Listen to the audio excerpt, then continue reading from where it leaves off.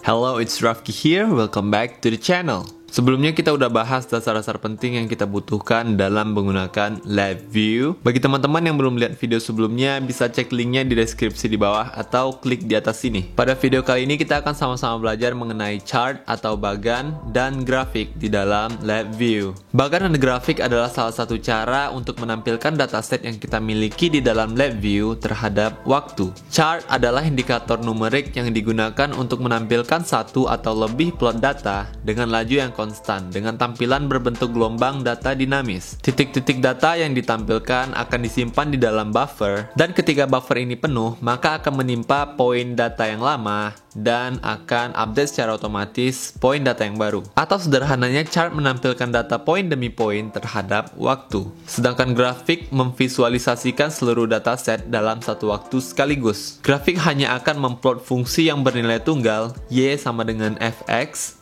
dengan titik-titik yang terdistribusi secara merata di sepanjang sumbu X, seperti bentuk gelombang yang diperoleh dengan waktu yang bervariasi. Let's take a look closer. Oke, langsung aja kita bisa buka LabVIEW yang kita miliki. Kemudian kita bisa new VI.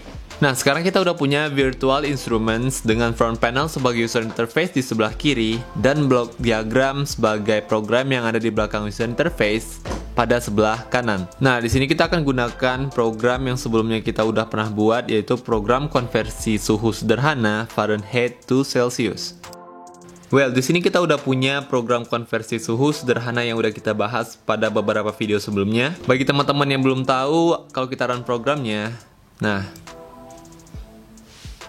jadi prinsipnya program ini mengkonversi suhu Fahrenheit ke suhu Celsius melalui perhitungan rumus yang udah kita program pada blok diagram.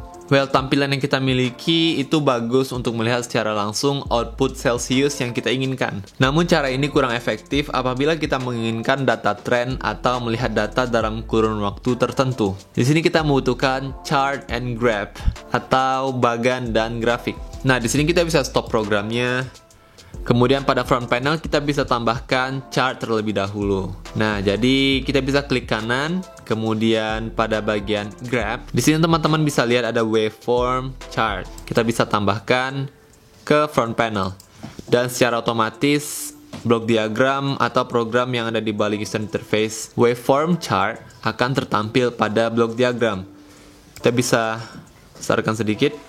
Nah, kemudian di sini kita bisa custom nilainya atau kita bisa modifikasi range nilai dari suhu ini 0 sampai 100. Nah, karena suhu ini akan merepresentasikan Celsius yang kita miliki. Kemudian pada blok diagram kita bisa branch wire, create wire branch ke waveform chart. Nah, jadi Fahrenheit akan dikonversi melalui perhitungan ini ke suhu Celsius. Kemudian output dari ini gak hanya ditampilkan pada indikator suhu Celsius yang ini, tapi juga akan ditampilkan di dalam waveform chart.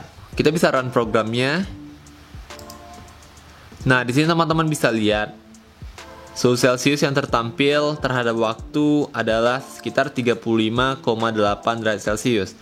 Nah, sekarang waveform chart ini akan menampilkan data live, data poin demi poin terhadap waktu. Jadi apabila kita adjust inputnya, maka outputnya otomatis akan berubah seperti ini. Nah, jadi waveform chart akan menampilkan live data, trading data seperti ini. Nah, jadi dia akan menampilkan data terupdate dan akan menimpa data yang terlama atau data yang sebelumnya. Nah, lebih kurang seperti ini. Nah, kemudian ada yang namanya grafik. Nah, di sini grafik digunakan untuk memvisualisasikan seluruh data. Di sini kita bisa tambahkan grafik dengan cara klik kanan, kemudian graph. Nah, pada controls graph ini, di samping waveform chart kita bisa lihat ada yang namanya waveform graph. Nah, di sini grafik akan menampilkan keseluruhan data yang kita miliki. Kita bisa adjust lagi nilainya, kemudian Oke, nah karena waveform chart akan menampilkan keseluruhan dataset sekaligus atau dalam satu waktu, maka kita bisa letakin waveform graph ini di luar while loop.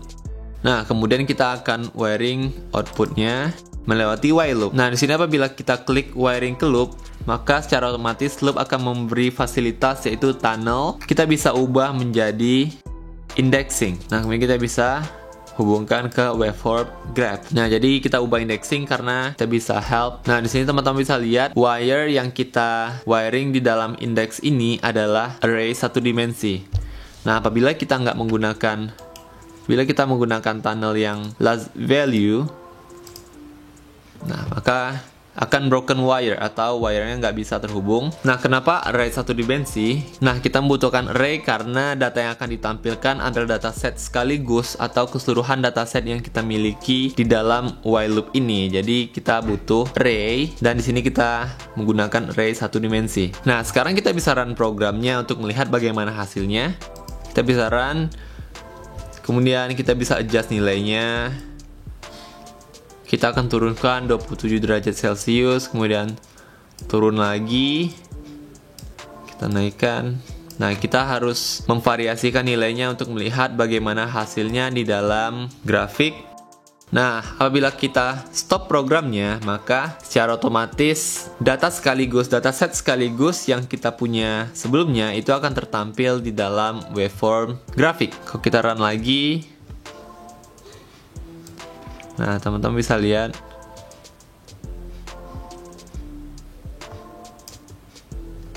bila kita stop programnya, nah secara otomatis grafik akan menampilkan keseluruhan dataset yang terupdate. Nah, di sini kita bisa modifikasi grafik ini. Nah, misalnya teman-teman mau ganti warna, kita bisa ganti ke warna merah seperti itu. Kemudian kita bisa ganti line stylenya, mau putus-putus atau tebalannya. Nah, teman-teman bebas bisa mengkreasikan grafik sesuai dengan kebutuhan. Kita juga bisa properties untuk modifikasi yang lebih advance lagi. Di sini teman-teman juga bisa milih ketebalan garis, tipe garis yang kita inginkan.